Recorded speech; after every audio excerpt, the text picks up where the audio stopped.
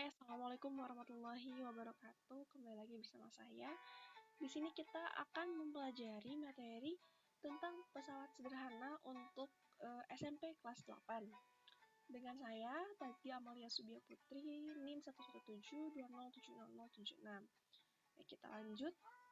Nah, ada 5 bahasan yang akan kita bahas. Yang pertama, kompetensi inti, kompetensi dasar, indikator, materi, dan contoh soal. Mari kita langsung saja ke dalam kompetensi inti.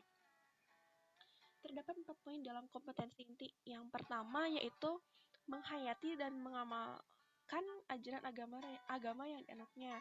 Yang kedua, menghargai dan menghayati perilaku jujur, disiplin, tanggung jawab, peduli, toleransi, gotong royong, santun, percaya diri dalam berinteraksi secara efektif dengan lingkungan sosial dan alam dalam jangkauan pergaulan dan keberadaannya. Yang ketiga, memahami pengetahuan yang faktual, konseptual, dan prosedural berdasarkan rasa ingin tahunya tentang ilmu pengetahuan, teknologi, seni, budaya, terkait fenomena, dan kejadian tampak mata. Selanjutnya yaitu yang keempat, mencoba mengolah dan menyaji dalam ranah konkret, menggunakan, mengurai, merangkai, memodifikasi, dan membuat. Dan ranah abstrak, menulis, membaca, menghitung, menggambar, dan mengarang sesuai dengan yang dipelajari di sekolah dan sumber lain yang sama dalam sudut pandang teori.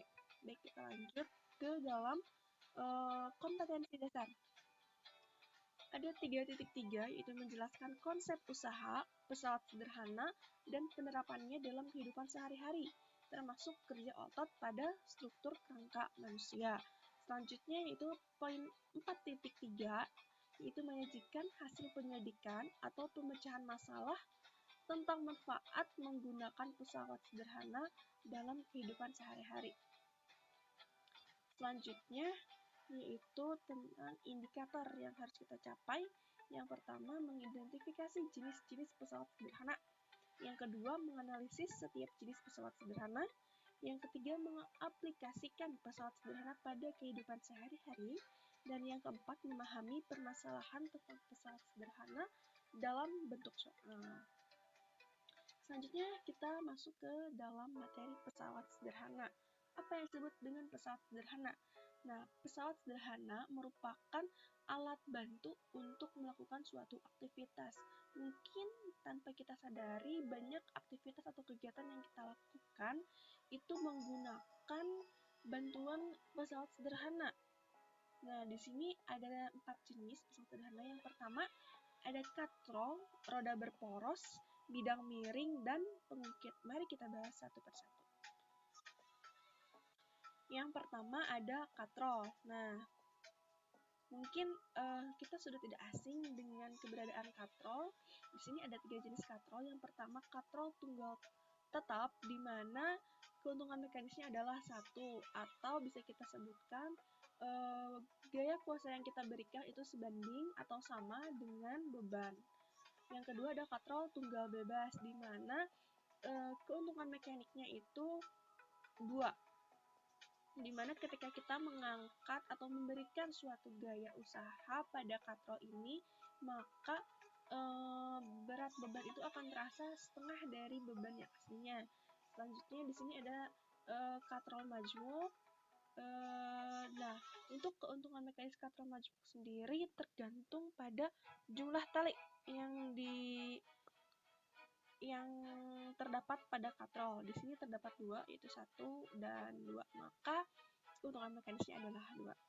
Nah, untuk menghitung secara manual keuntungan mekanis, kita dapat menggunakan persamaan gaya beban dibagi dengan gaya kuasa.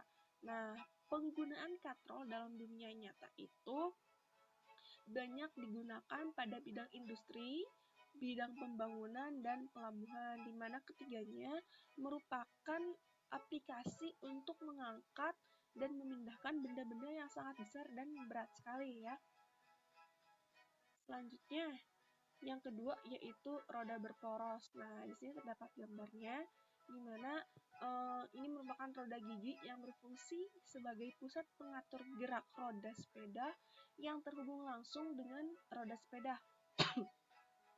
Sedangkan roda sepeda menerapkan prinsip roda berporos untuk mempercepat gaya saat melakukan perjalanan.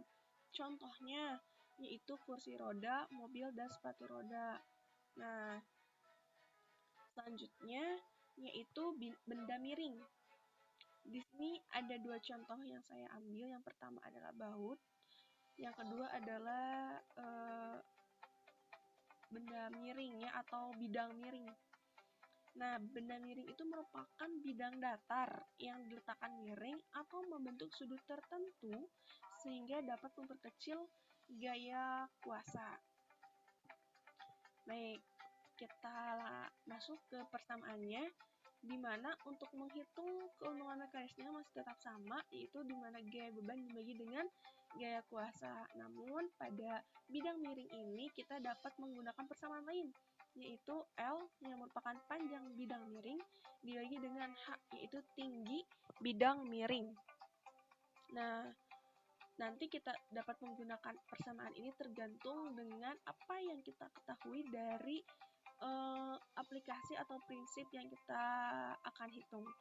Contohnya, aplikasi dalam kehidupannya itu tangga yang selalu kita gunakan, skru, dan juga pisau. Nah, tiga benda ini merupakan tiga benda yang sudah tidak asing lagi bagi kita ya.